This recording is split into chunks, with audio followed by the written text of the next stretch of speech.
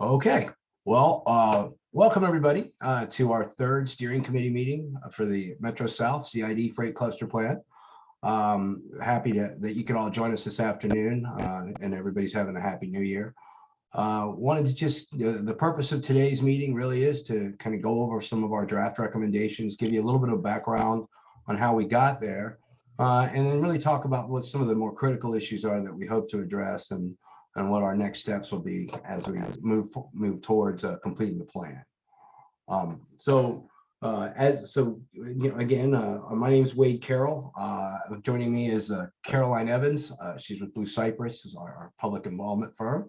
Also joining us is Kai Zolke from HNTB, and of course Larry, our fearless client, is also on the call, and he'll be giving you an update later on some of the ongoing parallel activities.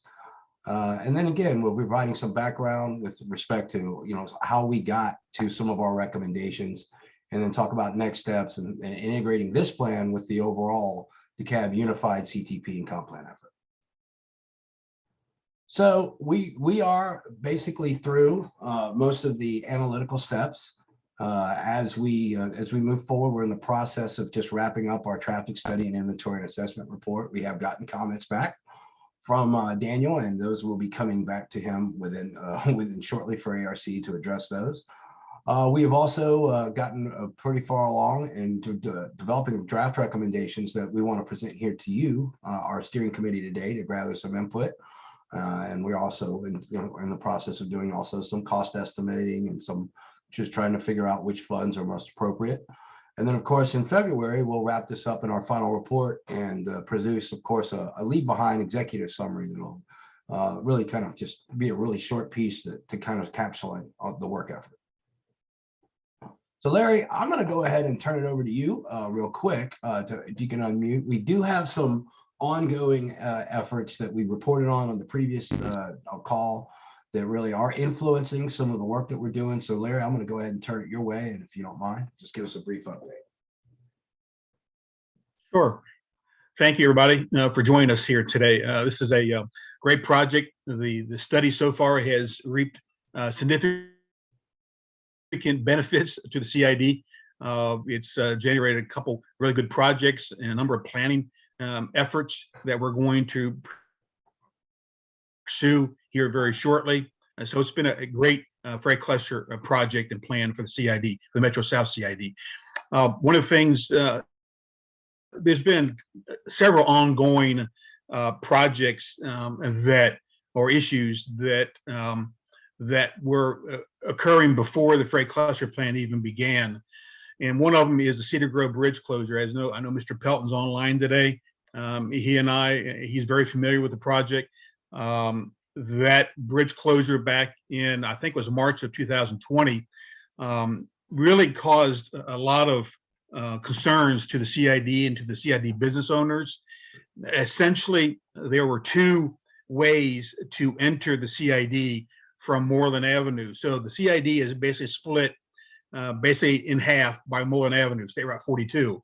To the east of Moreland Avenue, you have business owners with only really two ways of accessing those businesses east of Moreland. One was the Cedar Grove Bridge, and the other was the Henrico Road at grade crossing with Norfolk Southern. When the Cedar Grove Bridge went down in March, it basically caused a bunch of problems for the business owners for access. But even more so, it was the problem with Norfolk Southern stopping their trains at the only remaining crossing, which was Henrico. So when the Norfolk Southern train would stop at Henrico, you would have tracks backed up on Henrico and on Moreland Avenue. And in one case that I personally observed, they were backed up to 285. And that can occur for a number of hours. And the only other way of getting into those business owners east of Moreland Avenue is through a residential neighborhood or neighborhoods. And of course, that's prohibited. And so the business owners had a real problem with that. And so I know David is moving on with the design work and the permitting from Norfolk Southern. And we hope that the bridge will be opened up sometime late this year or no later than early 2023. Also, concurrent with the freight cluster plan, we worked the CID worked with DeKalb County Planning and Sustainability Department and the Commissioners Johnson and Terry on some modifications to the Border Crest Moreland Overlay District. That overlay district was adopted, I think it was 10 years ago, before the CID was formed. The overlay district had a number of restrictions in there that were really not very business friendly, particularly freight, logistic, warehousing kind of business operations. And so the CID came to the commissioners and to David and Mr. Baker in Planning and Sustainability and asked them to please relook at the overlay district, which they did. We spent a good 6 months of weekly meetings with the neighborhood associations and the commissioners, and we worked out a modified overlay district, which was, I think, one of the better projects that I have been involved with in my career.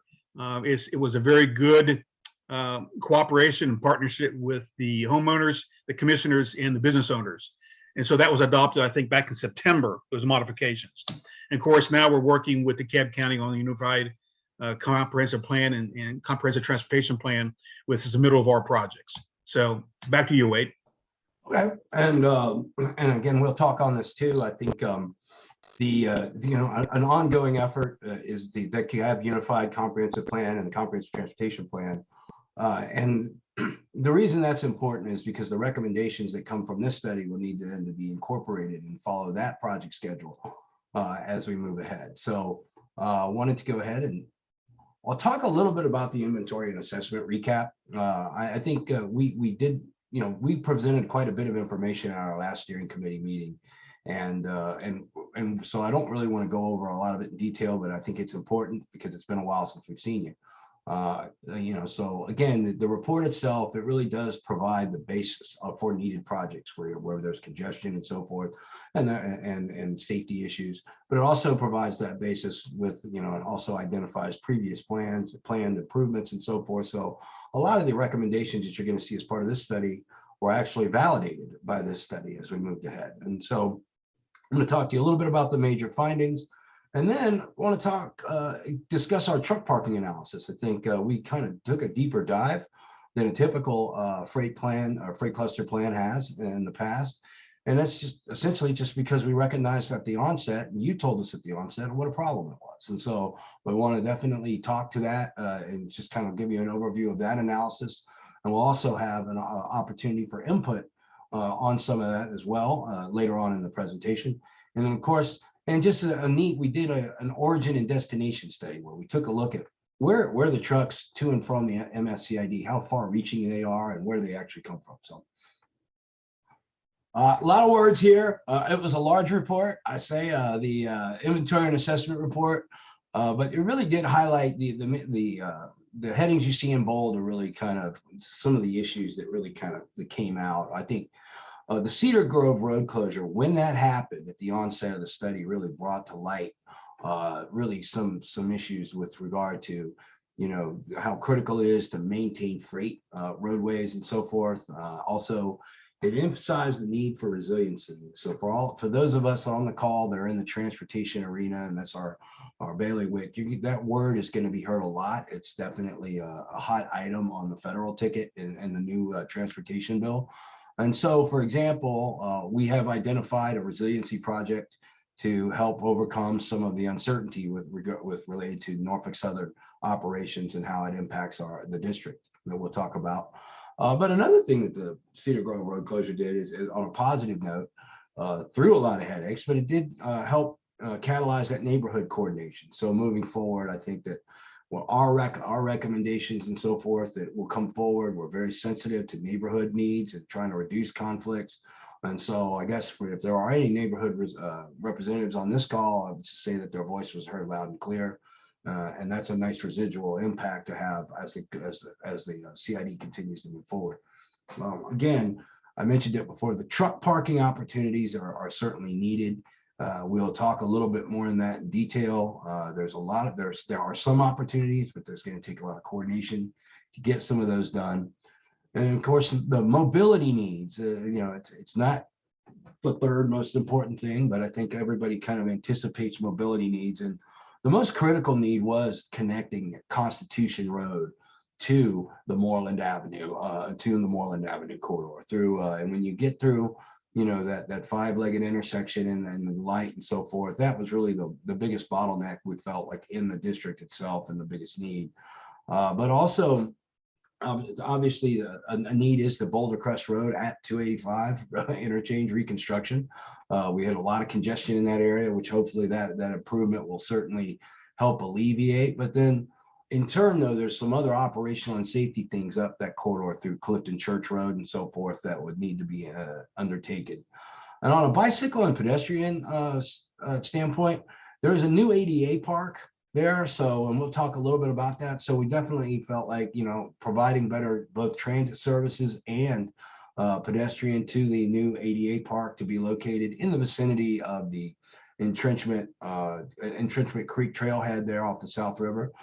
So I think it's in that vicinity, and that's another major need. And lastly, one of the things that again, it gets back to resiliency, that this corridor, the MSCID area, it's subject to, it has some vulnerabilities, and the Norfolk Southern is definitely one of them. And as good of partners as they want to be, that they are definitely motivated by serving their trains, and their trains are getting longer and longer. And so we'll talk a little bit about that and how that can be addressed in the future. And then unauthorized, there's been overall just for whatever reasons, just a little less code enforcement and unauthorized dumping in the area. And it could be just it was prolific, but it's gotten less and less. I've talked to Larry over the years, and the county has definitely improved the area, and it just needs to continue. So those are the highlights of our inventory and assessment report moving ahead.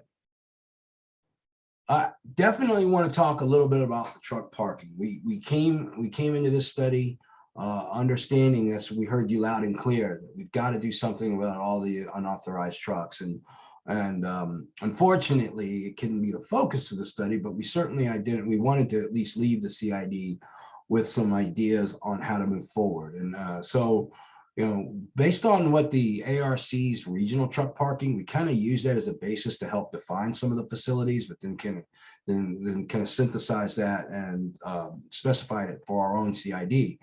But there are no publicly owned truck parking facilities in the district. So everything is such as a rest area or anything like that along 285. So basically, there are three types of truck parking in the area. There's the privately owned, which are the unreserved, and those are the folks like your pilots, right there on Boulder Crest, and also to a lesser degree, some of the gas stations and fueling stations along Moreland who have accommodated truck parking as well.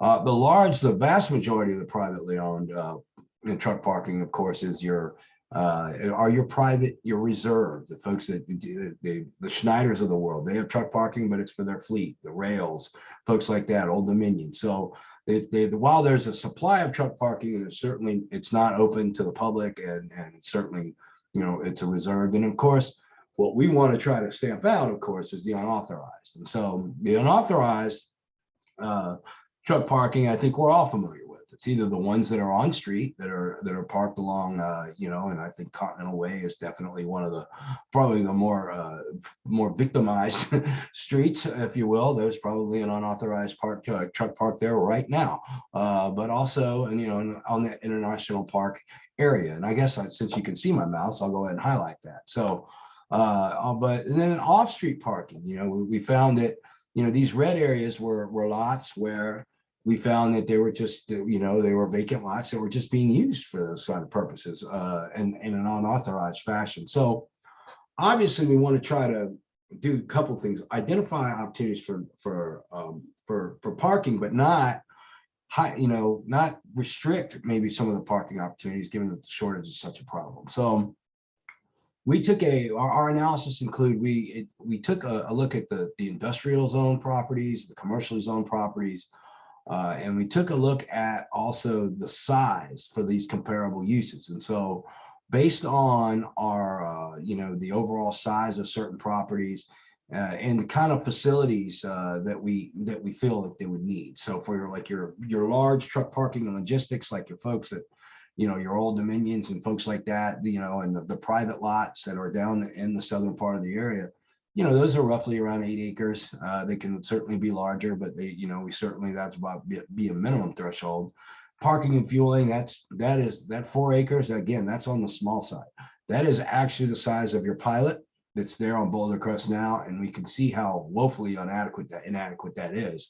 But it's still another opportunity. And the staging areas are really more for just for places where trucks can park, where they can stage. Whether or not they have to meet hour of service requirements, take rest or whatnot. Or for staging, really, it is more they arrive a little early before our delivery is ready for them, and so they have to stage for a couple hours. So those are the 3 areas that we looked at. So if you look over on the right-hand side, we've identified roughly 21 sites that are potential sites. These aren't where we're recommending anything, but what we are doing is saying this is a universe of potential sites. We feel that through local coordination and so forth, working with property owners, reaching out to potential providers, to the private sector and so forth, could indeed develop and provide some additional truck parking in the future. So there are 3 different types. So these aren't all vacant. The ones that you see here green are vacant pieces of property that we've identified, but there are some others we also identified that were maybe potential redevelopment sites that can maybe have a higher and better use for that and be redeveloped, as they're typically older industrial. So, but it's also important to note. Wade, Yeah, go ahead, Larry. Wade, can you point out on that map on the right side, because you and I work with this all the time, point out where the Fulton County line is, Thank you. where 285 is, where Moreland is, Sure. All of that. Sure. So yeah, so our study area, which I was going to do, and then we kind of got, our study area is essentially the very southwest corner of DeKalb County. So so as you'll see, this line here, the very far western boundary of our study area, is actually the Fulton County, DeKalb County line. And the very southern part of our study area is the DeKalb County, Clayton County line. And then, of course, the eastern boundary is more or less the CID boundaries. But of course, there are, because of the boundaries, there are areas within our study area that aren't technically part of the CID. So, and so, of course, is the 285 and 675, and of course, Moreland Avenue and Constitution Avenue, for those that need a reference point. So, so moving ahead with what our recommendations, we'll talk a little bit about this map though, and some of these properties, because what we want to hear from folks, if there's any folks in the community, is are there any that we may have missed, or are there any of those that we just feel like they feel like, well, wait a minute, that's too close or whatnot. So we'll get into that during our exercise. Another area we looked at was origin and destination. And so understanding where trucks come from the regional perspective helps ARC understand sort of the demands, and helps us as a team understand where most of the trucks are coming from if you're trying to prioritize specific improvements. Given the fact that 285 is the main conduit for trucks in the area, I think it makes sense when you see this, that most of the trucks in and out of the area are from adjacent nodes. So this was actually taken, I'll take a step back. This was actually derived from American Transportation Research Institute data. And then we took that and matched it up with zones that they have that correlate with the ARC model and so forth. So that's why you see, that's how these lines and so forth are sort of defined. So as you look forward, though, I think an interesting note, again, is that there is a lot of interaction between the Gateway CID as well and the MSCID. And of course, some in this, and then it just stretches throughout the region. I think from a regional perspective, or from outside the region, it's interesting. Most folks, when they think about truck travel, that aren't in the industry, if you will, really kind of think that most trucks come from Savannah. Savannah's it. Savannah and Charleston, they are our lifeline for freight. But that is actually a misnomer. I think there are a lot of trucks that come from Savannah, but there's also a rail connection in Savannah, and there's rail connections at the port that alleviate a lot of that truck demand. So when you think about when Atlanta, you'll notice that the trucks come from all over the Southeast, and particularly, Charlotte, Miami, Tampa, wherever there's ports. And so it just shows you again, how important, I think it's an illustration that the Atlanta economy is. And these are trucks that come in and out of the MSCID. So if you think about it from an overall perspective in all the industrial districts, it really kind of highlights what a player is that Atlanta is in the Southeast. And just to take it even further out, this is really illustrative, that, there are trucks that are in the MSCID that were a week ago in San Francisco and LA and places out west. Now, granted, they've had a lot of stops and probably transfers and so forth. But again, I think it highlights the actual reach of the Atlanta economy. So this was really here for, to just try to, for those folks to understand how important the MSCID is, not just for the region, but also for the Southeast and how it works on a national perspective as well. So with that said, I'm going to turn it over to Kai. So Kai, you can just give me the next slide nod when it's time for me to go. But I'd like to, again, this is Kai Zielke from HNTB. He's going to present some of our traffic study results. Thank you, Kai. All right, thanks, Wade, and good afternoon. I appreciate the opportunity to share this summary of the traffic study that HNTB conducted in support of the plan. So we have the various steps of the process here, key parts of which were receiving the collected counts, conducting a field visit, and developing the forecast. Two interesting points to note would be, of course, the COVID adjustment factors that we had to apply given that these counts were collected during COVID, and also accounting for the reopening of the Cedar Grove Road Bridge to develop the future traffic, given that the counts are collected while the bridge was closed. So giving the nod here on the next one. So here's the intersections that were analyzed as a part of the study. These intersections are not listed in the table in any order of priority, but several of the intersections are along Moreland Avenue, starting from the north, Moreland Industrial Boulevard down to Bailey Street, Enrico Road, I-285, Cedar Grove Road, and Conley Road. There's also Enrico Road at Onslow Road, which was an important part of that bridge detour. And there's also a confusing intersection of where Cedar Grove Road meets Old McDonough Road in Thurman, just west of Moreland Avenue. And there's another multi-leg intersection just east of Moreland at Bailey Street, where it intersects with Woodstock, Fayetteville, and Fleetwood. This intersection also connects Moreland Avenue over to the Constitution corridor. And finally, there's an intersection of Constitution Road with Industrial Park Drive and Westside Place. And then one more at Continental Way at Boulder Crest near the Pilot, and the interchange of I-285 with Boulder Crest. So we'll take a closer look at three of these intersections on the coming slides, including Moreland Avenue at Bailey Street, and then just east of that, the Bailey Street multi-leg roundabout, and then finally the Thurman Old McDonough Cedar Grove intersection. So here's Moreland Avenue at Bailey Street. The intersection is currently unsignalized and again serves as an important freight connection over to Constitution. It's particularly problematic for traffic approaching the intersection westbound on Bailey Street, attempting to make the left turn onto Moreland Avenue southbound. A signal here would help improve the intersection level of service. We also observed the need for various design improvements, including crosswalks, pavement markings, and a dedicated right turn lane. So just to the east of this intersection, moving on to the next one, there's a confusing intersection where Bailey, Woodstock, Fayetteville, and Fleetwood converge. Again, it's a significant truck traffic coming through here east-west from Bailey over to Fayetteville, and connecting over to Constitution. And so a variety of improvements would address the operations here and accommodate truck traffic by converting the intersection to a roundabout with widened lanes, improved geometry, and added signage. So finally, is the last intersection here, the ones we'll go through today. This is where a roundabout would improve a confusing intersection with multiple approaches. So Moreland Avenue is just to the northeast and connects with both Thurman to the north and Cedar Grove, to the east. There are numerous freight generators in the area, including quite a few off of Old McDonough to the northwest. And there's quite a bit of truck traffic that comes from 285 from the north and turns turns from Thurman right onto Old McDonough.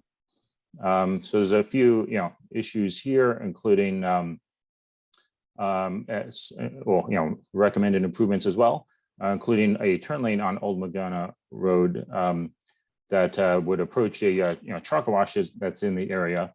So just to the northwest of the intersection, there's quite a bit of truck traffic backing up, trying to get into that wash, and it blocks the Old McDonough, which is 2 lanes, and represents a safety issue there, and also can impact the intersection as well. So that turn lane would improve operations in that area. And other improvements associated with the roundabout include pavement marking, pavement condition, signage, and drainage. So that's a brief summary of the traffic study. Turn it back to you, Wade. Thank you. And I guess I'm going to call an audible here real quick, as I've been known to do. I want to just let you know that, so a similar analysis that you just saw for all 3 of those was done for each of these locations. So as when our traffic study is published, so that you'll see that type of work at all of these locations. And so thank you again, Kai. So before we get into, I know we presented quite a bit of information, and Caroline, I guess I might be calling an audible here, but before we get into the recommendations, I was wondering if there was any questions that we may want to take from the folks just on any of the information we provided so far, just so everybody has a pretty good background of kind of what we are going to try to, what we'll present and kind of how we got here. So I'd just like to open up the opportunity. That's a good idea, Wade. There's nothing in the chat, so thanks for mentioning that. If anyone does have questions, feel free to use the chat at any time. You also all have unmute capabilities, so you can just unmute yourself and holler at Wade if you have a question. Yeah, because we do have a pretty small group here, so I think we're okay with that format this time around. But silence is golden in the online. Yes, hearing world, none, we'll move on. But we will go ahead and keep moving forward. Before we get into our draft recommendations, I think it's also important to remind folks that there are improvements going on now that will help alleviate some of the issues in the corridor. I think the big one, the major project, of course, is the I-285 interchange at Boulder Crest reconfiguration. That new configuration would actually empty out directly into Continental, but that configuration also kind of leads us, and we've identified some operational improvements around Continental to maybe kind of help out with what that new reconfiguration could create. Cedar Grove Bridge replacement, as Larry had mentioned earlier, that is ongoing, and we're hoping to have that done soon and get back to a normalcy, getting back to normal, and then. In DeKalb County's credit, also there's related improvements that come with this the bridge closure that they are moving forward with. Their public works folks are moving forward with shoulder replacements, pavement upgrades, rail crossing improvements, and so forth to basically keep the district running. So those are all very much appreciated. So getting into our draft roadway improvements, again, we're going to have a little bit of an exercise on this here shortly, but essentially they can be bucketed in 4 main categories. I think the Moreland Avenue corridor, that is your gateway, surface road gateway anyway into the district, and so a lot of the improvements kind of followed the analysis that was done in the traffic study.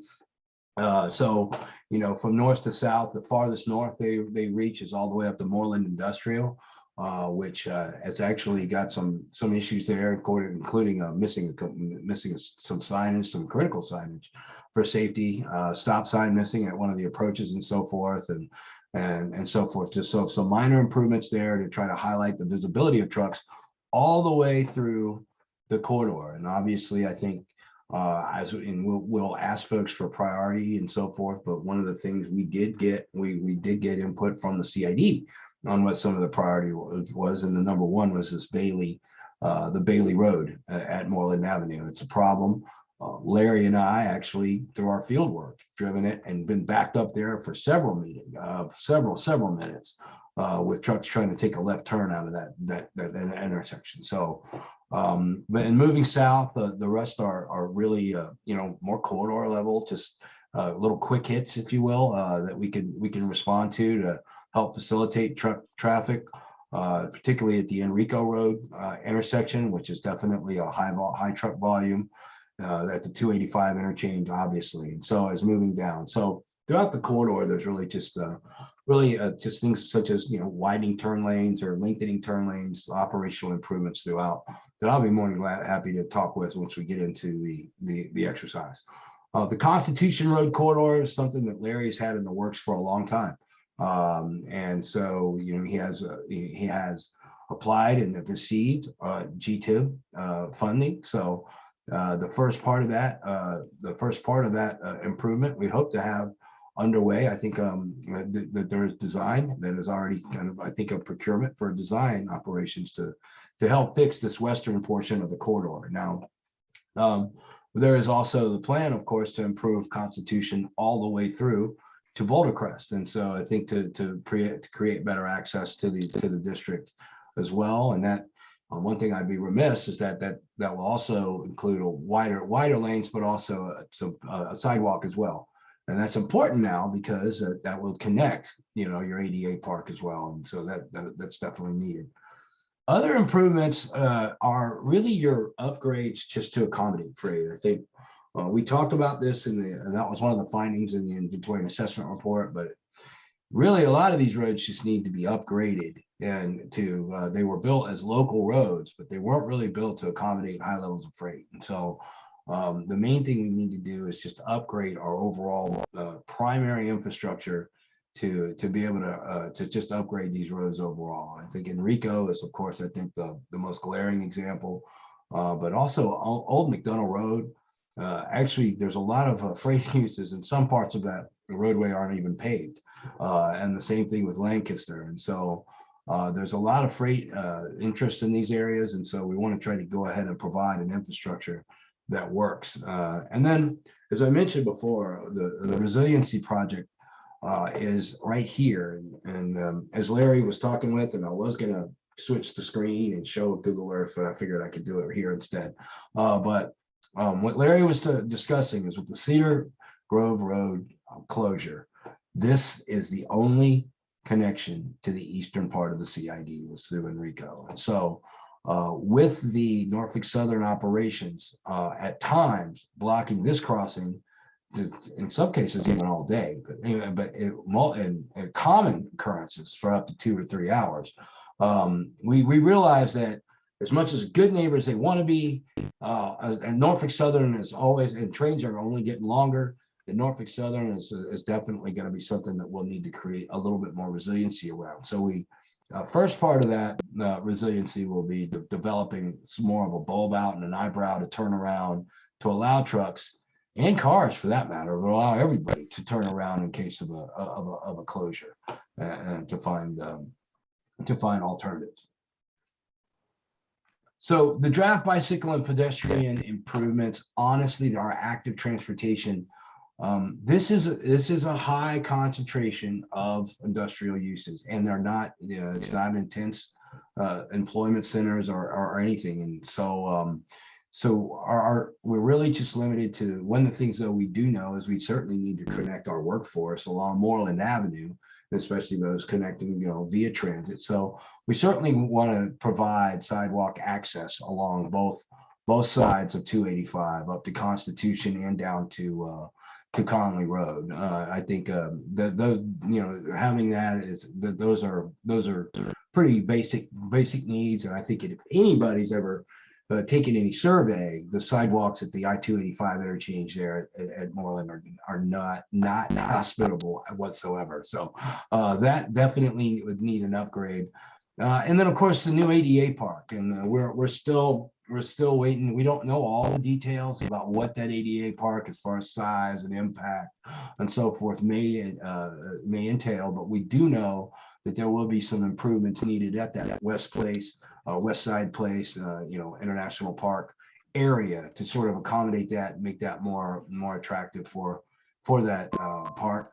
And then, the Boulder Crest Road, this is one of the few areas where there's a concentration of residential development. And so as we move forward down Boulder Crest Road, I think just being able to connect, even the pilot and some of these commercial uses to the neighboring residential is another use we found. So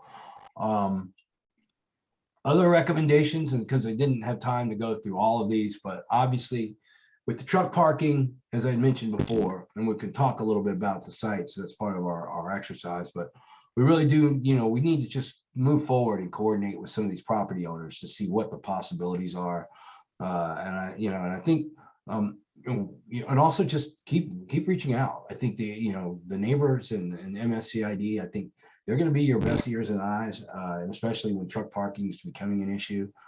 So you can understand where the staging needs are, what kind of operations may be changing within your membership, so you can stay on top of that. And then, and this is something I think it's kind of a larger scale, but the MSCID is truly a freight and logistics district. It's nothing else. There's not a whole lot of manufacturing there. It really is, it's all about freight and logistics. And if you have that, you need to go ahead and maybe foster some opportunities there. So this is maybe more of an economic development recommendations, but than it is truck parking, but solicit the relocation of some of these vendors, and you can, get these vendors and so forth. And another very overlooked, asset is truck repair shops. As trucks need repair, I mean, a lot of that is taken care of on site in some of your major logistics companies, but those are still needs that are prevalent in this kind of district. From a transit perspective, obviously there is no transit service right now that would connect the new ADA park. So extending that route, I believe it's 47 off the top of my head, they're extending that route 47 from the existing correctional center down to the ADA, or extending another route via Boulder Crest down to the ADA park will certainly be necessary. From a transit perspective, from a workforce access perspective, we did take a look at, we got comments actually that we did take a look at maybe we kicked around the idea of maybe some sort of shuttle service or something like that in the area. But honestly, that's just the demand. The demand wasn't there from an employer perspective to pull that together. Again, we're talking densities that are basically two employees per acre in some cases. So it's these freight and logistics are very sparsely located from employment centers. Okay, Larry, go ahead. Larry, go ahead. Yes, there's one exception to the employment base and the need for access for employers with employees trying to get there, and that is Black Hall Studios. With the expansion of Black Hall, that is going to be an employment center. It is now to some small degree, but when they expand their operations, as they indicate they will, and I think that's about ready to be approved by DeKalb County, by the Development Authority. When that occurs, and when the build out occurs in 3 to 5 years, you're going to have a significant amount of folks desiring to be there, and they'll be employed there during the expansion work, as well as when the operations and all the new studios are built. So there is one exception to that, Wade, and that is Black Hall. That is a good point. And just for reference, Black Hall Studios, since I'll back up, Black Hall Studios is located roughly right in this area here along Constitution. And so that again, it exemplifies the need for more transit service along Constitution anyway, if the ADA park, when the ADA park comes online, but also to serve that employment once it comes along. So that's a good point, Larry. Thank you.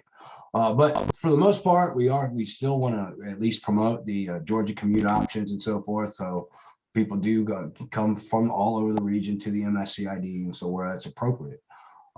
Again, the resiliency word, again, you're going to start hearing more and more. And I think we've noted the resiliency project, at Enrico. But that's just the start. I think as we move ahead, particularly what we learned through the Cedar Grove closure is how vulnerable the area is, and so the importance of resiliency. So, what happens if something happens along the bridge? If there's a major accident, if there's a fire or something, occurs, if there's a closure even on Enrico Road, how do we deal with some emergencies and things of that nature? So I think in the long term, I think it would be good if, it's just a recommendation for the DeKalb County to kind of consider resiliency, maybe doing a more of a resiliency plan specific to the area. And again, Norfolk Southern, to their credit, they've come to the table. They've discussed with Larry. We've had discussions. So I think that the dialogue is open there. So just trying to coordinate with them as much as possible and stay on top, of what their actions are and what new developments are, and so forth. So, excuse me.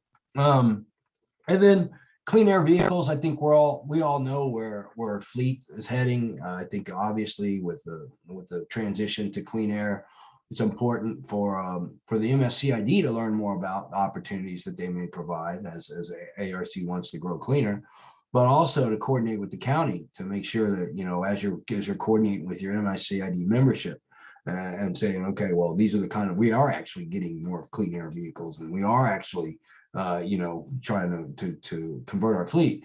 It's important to coordinate with the county to make sure that infrastructure is there. And so that's probably on Larry to do that, to make sure as things are doing, is that the CID stay active in doing that as well.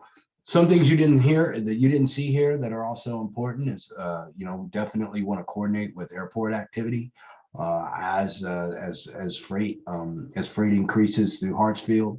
That will definitely have an impact on the district. From an ITS perspective, making sure that the Moreland Avenue corridor continues to be upgraded and for those who don't, the intelligent transportation system, with technology enhancements and so forth to keep trucks humming along the corridor and through the I-285 interchange to make the CID more valuable. So with that, that is basically a nutshell of some of our recommendations. I'm going to turn it over to Caroline now, so she can go ahead and take over. We're going to just do a quick little exercise to see. I know we have a small group here, but to see if there's still any input on some of our recommendations or any questions, and I'll be more than happy to answer them. So, Caroline, I'm going to turn it over to you. Okay, great. Thanks, Wade. Hi, everybody. If you have participated in one of these sessions in the past and this should look familiar to you, we're going to gather your input based on 3 different maps that Wade will continue speaking to and giving more information on. You can type your comment in the chat or just, unmute yourself and give us a holler and let us know, and I'll capture your idea on a sticky note. So we're going to start with the roadway improvements recommendations.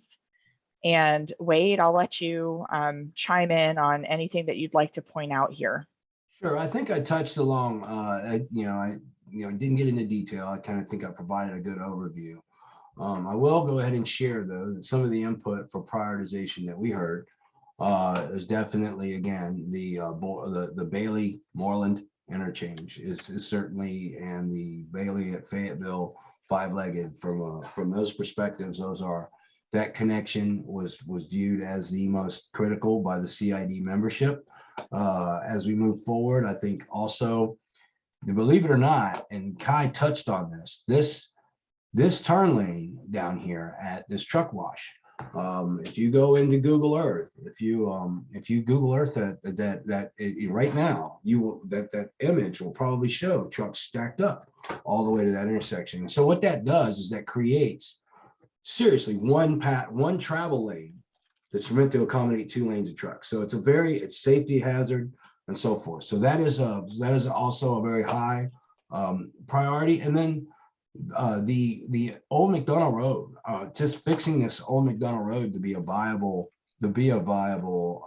freight conduit, because right now some of it's way too narrow to handle trucks, some of it's unpaved, so forth. So upgrading old McDonough and of course, and then Enrico Enrico as well. Getting Enrico, that is again, not only is it your only crossing other than Cedar Grove, but it's also it's so heavily traveled, and it's your linkage to so many of the businesses at the MSCID. So, and then of course the Continental Way.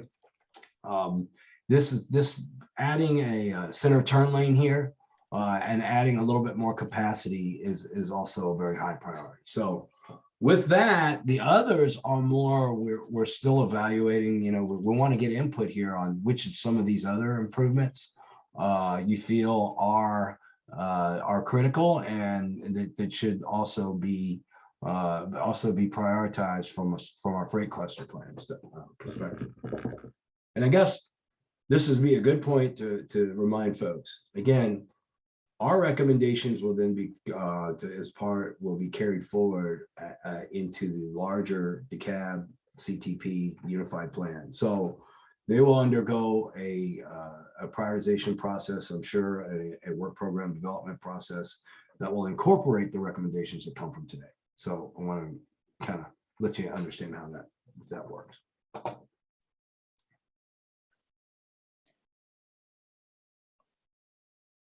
Would anyone like to give a thumbs up to one of those that you heard Wade speak about, or add anything else, or or is there anything that you don't see on the map that you really were hoping would be addressed? Please let us know that as well.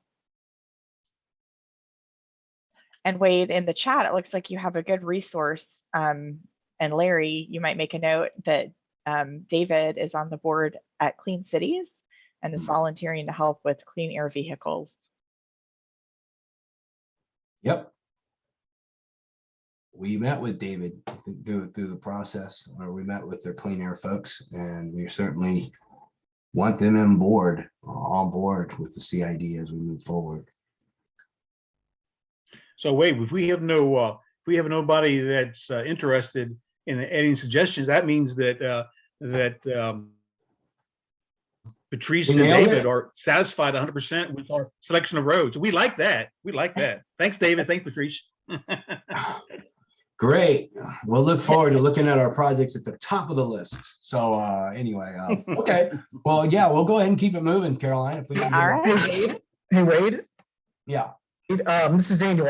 I did want to ask if you looked at any. This wouldn't have come out necessarily in the traffic study, but it would be roadway related. Are there any other possible ways to connect across the railroad tracks?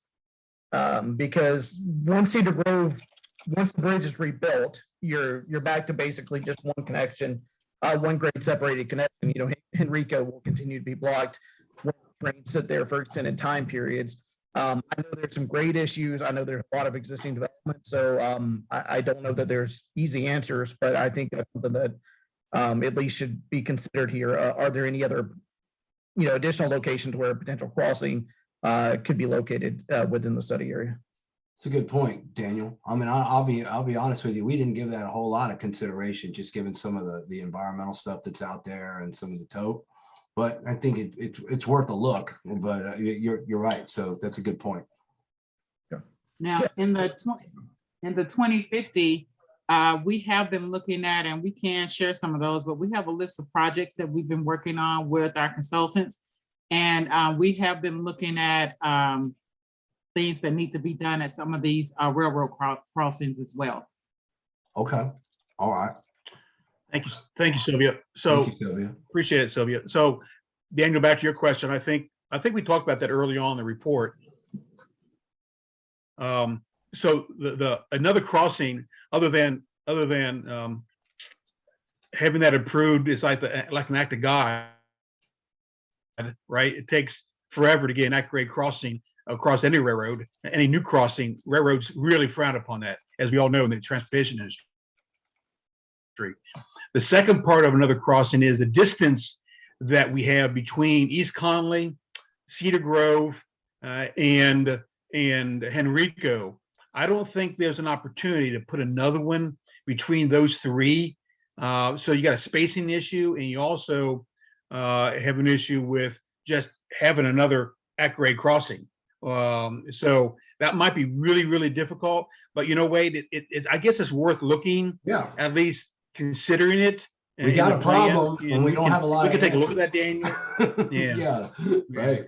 We have a Yeah, problem. We don't have a lot of solutions for it. So that's I kind of figured it would probably need to be grade separated. But I know that's not cheap. I know that it's not a cheap or quick fix at all. But it's one of those where resiliency is something that regionally we're looking at more and more with the assumption if you only have one route, you need a backup plan. And clearly, Right. having Cedar Grove Road Bridge go out has clearly been problematic because Henrico wasn't a great backup because of the at grade crossing, the fact that the trains sit there for extended periods and the road just wasn't built for it, as Wade pointed out in his presentation. And I know in other meetings y'all have shown photos or pulled it up on Google Street View where literally it's falling apart on the edges of the road because it wasn't built for that many trucks a day. So did want to, if we don't look at it as part, it may not be feasible at all, but it's something if we don't look at it in this plan, I don't know that there's a better opportunity that's going to just to go ahead and explore it. Yeah, I agree with you, Daniel. Thank you. And we'll do that. And And also, Wade, and Daniel, that's a good point. To be honest with you, Daniel, you know what? The more I think about it, Wade, and I think we overlook this. Henrico is a perfect grade separation project in the future because of the topo, because of the grade change between the eastern side and the western side of Henrico and Norfolk Southern. Even though we have a silent crossing project there at some point in the future, I hope. I'm not sure. We were dealing with so much chaos. It may have just where that exists in the plan. I know. Yeah, that's a good point. We're going to take a look at that, and Daniel, thank you. Yep. And then, or even Constitution, I think as traffic continues to flow, when that new interchange is built, there may be opportunities there. So if it's not Enrico, maybe Constitution as well, just because with the new redevelopment of that corridor so we'll definitely add that in. So that's why we're here. So that's a good recommendation, Daniel. Thank you.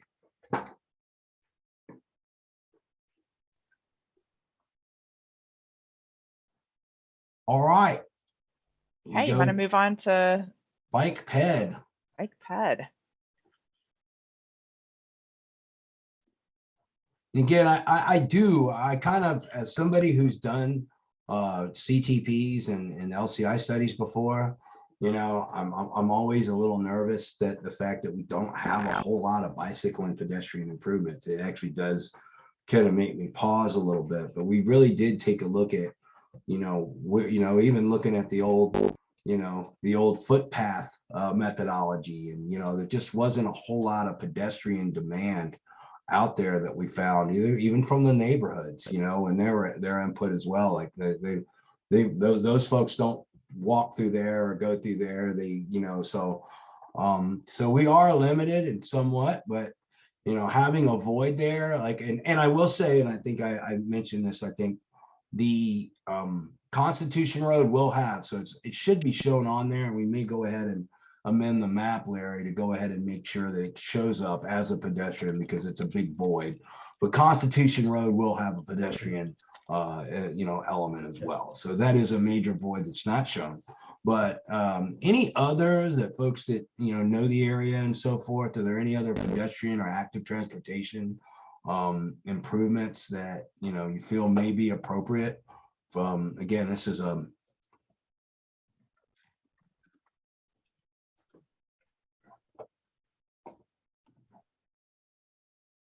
there are trail expansions again planned in this area up here along the South River River Trail and so forth. But we're really focused in on the MSCID area and so forth. I just wanted to add that at the Cedar Grove Road Bridge, when that gets replaced, that will have sidewalk on it. So okay. Approaches. So maybe there's something that can be built off of that segment of sidewalk in the future. Very good. Thank you, Thanks, David. Dave.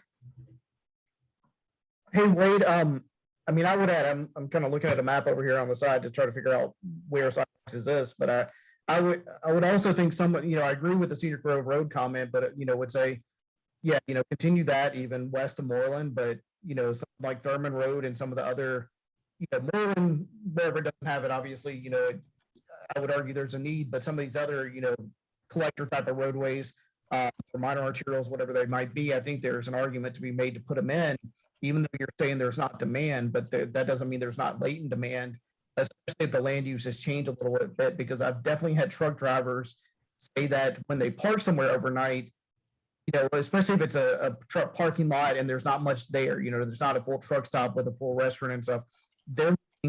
Once they park the truck, they can't drive it again anywhere. They need to park it for the night. And a lot of restaurants don't have anywhere for them to park anyway. Admittedly, there's not a lot of restaurants in the study area, but even that Wendy's there on Cedar Grove, in Moreland, outside of 285, just the ability for a truck driver to walk there after parking safely is relevant, and same for workers at these locations. That don't forget that the truck drivers that we talk a lot about truck parking, but actually do stuff once they're there, and you're not always going to have the restaurants and facilities on site, and so something as simple as a sidewalk to a Wendy's might make the place much more enticing for a truck driver. Admittedly, sometimes they're just looking for anywhere to park, but that's definitely feedback No, they need to eat somewhere, Exactly.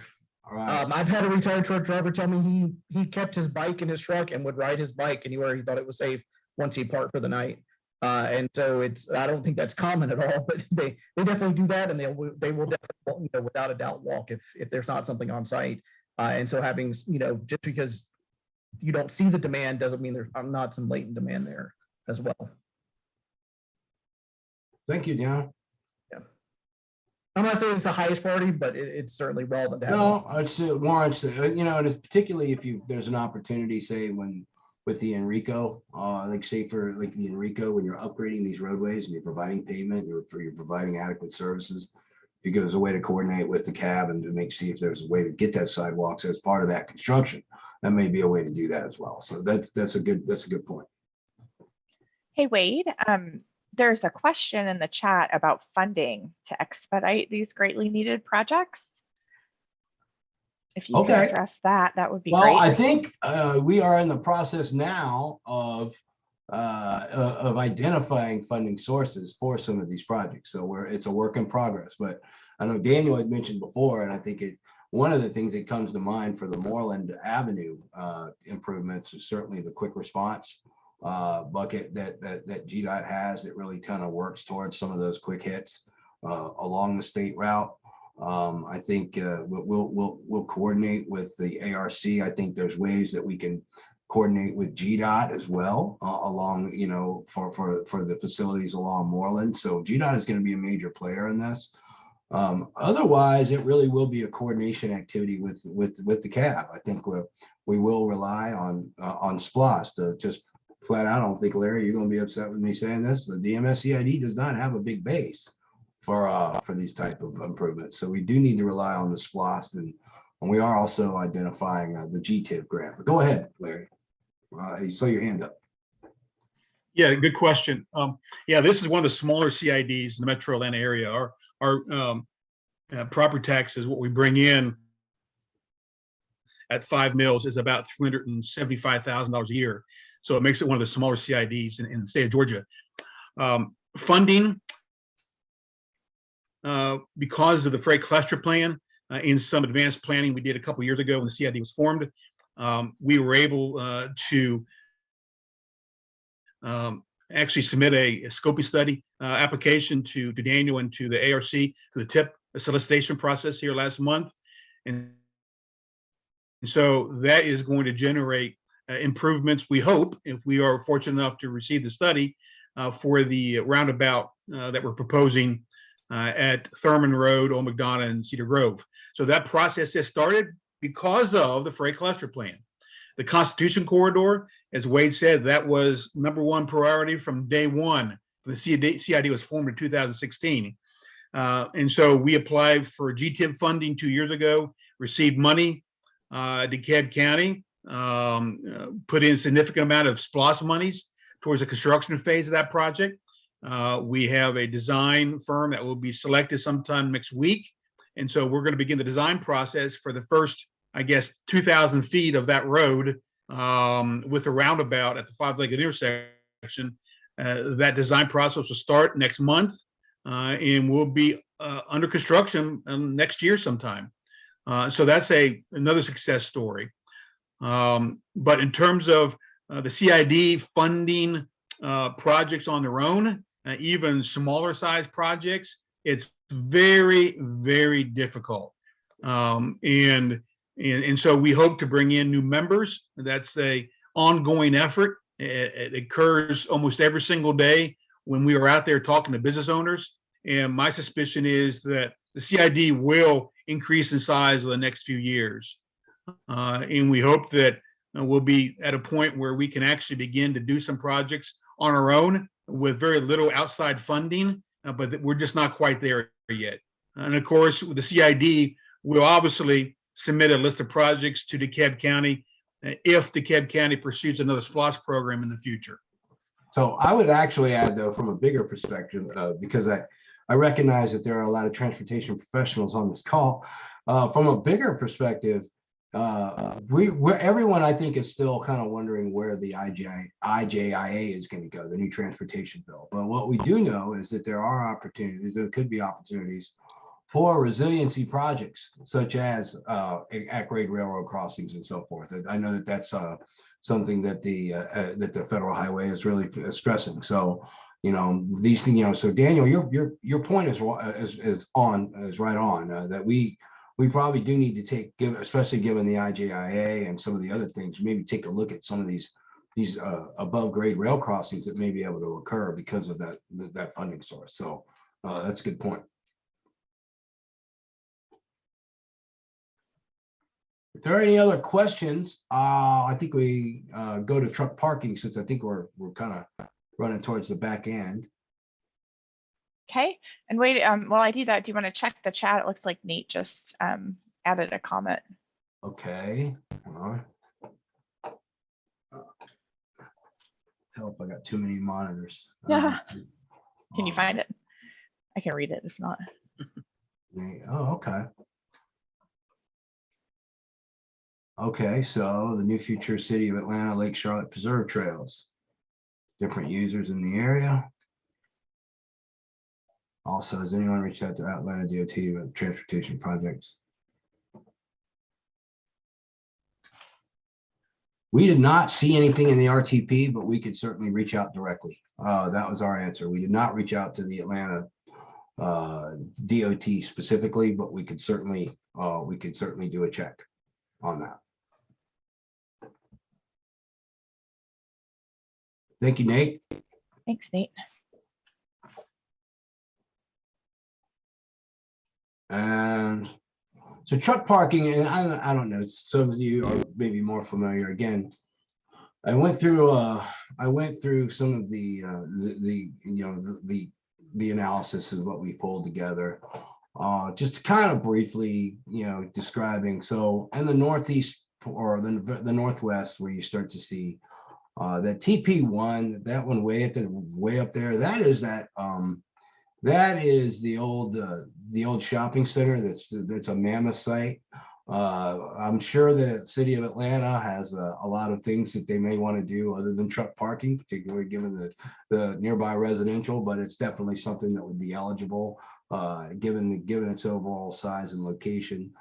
The other sections, again, so what the yellow means that these are similar redevelopment sites. So if there's a yellow dot there, that's typical that there's an industrial site that would definitely have potential for redevelopment that may have a higher and best use, but would also need coordination. And and where there's a green box, it's just where there's developable land, where there might be some greenfield area as well.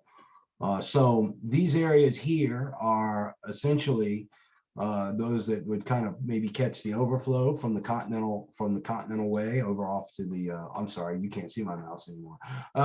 The ones near Boulder Crest would kind of help with that area, as well as in the International Park area. I think the other ones, with the other ones you see along Moreland as well, they're just needed throughout. So I guess I'll just open it up, and I realize there may not be a lot of folks on the call that really understand the area, and we may need some more background. But if there are any advice, any solutions, or anything like that you would recommend based on what we provided in the earlier slides, that you would maybe recommend to the study team as we move forward.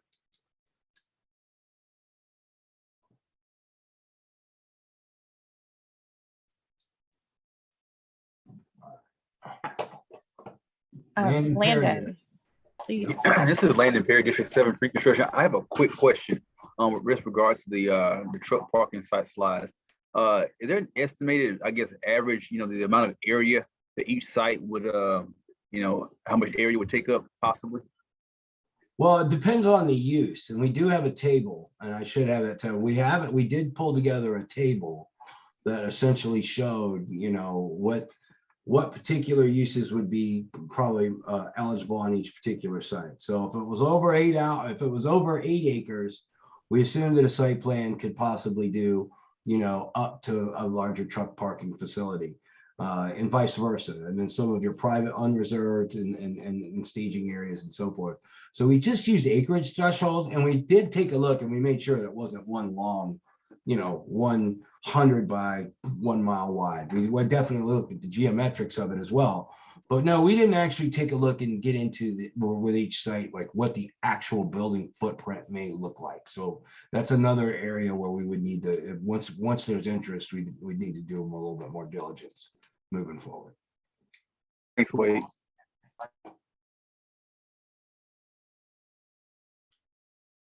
Hey, Sylvia. Yes, I would like to do one more coordination with our unified plan consultant team, just to make sure that on our end and your end, we've captured everything. I would love that, Sylvia. I think that would be great. I think, as I've said many times, I think we know that this will have to roll into your plan. And so I think the more coordination we could have on that end, the better off we'd be. And I think, especially with some of the resiliency things and so forth, and with the emphasis on economic development that's coming out of the IJIA and so forth. Yeah. Let's talk after. Let's coordinate after the call, and we can maybe even, I'll get with Christina, and I'll be seeing her next week at TRB. So and I know your folks over there, so we can make it happen for sure. Okay. All right. Great.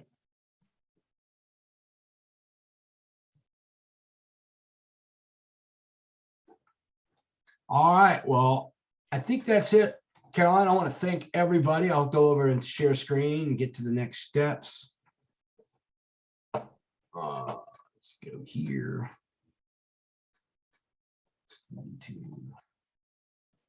Okay, so again, just as a refresher, we're going to wrap up in February 2022. And of course, we're definitely going to coordinate with Sylvia's group as well, and on the Unified Comprehensive Transportation Plan and Comp Plan that's due, that's just scheduled for completion in July. And of course, throughout this process, we certainly will have an adoption. We certainly want our plan to be adopted, and as with the CTP and so forth. So this will be the last time we'll meet. I think we're far enough along now. I think we will definitely, though, all of the members of the stakeholder committee will get a copy of the final deliverables, or have access to them, as well as our contact is still open for anybody who wants to reach out to me and Larry. Feel free to do so. And with that, I will. Any parting words, Larry? I will adjourn the meeting if not. No, I tell you what, I appreciate everybody participating today and attending this presentation. The CID, given this is very vital, the study and completion of the study and what is derived from the study in the future is something that's really going to change the makeup of the CID over the next 5 to 10 years. So we appreciate Daniel Studdard and Atlanta Regional Commission on approving of this grant last year. And we're just very excited we're about ready to complete this and move on to the next phase of the work. Thank you, Larry. Appreciate everybody. Have a great day. Thank you. Have a good day. Thank you. All right. Thank you. See you, everybody. You.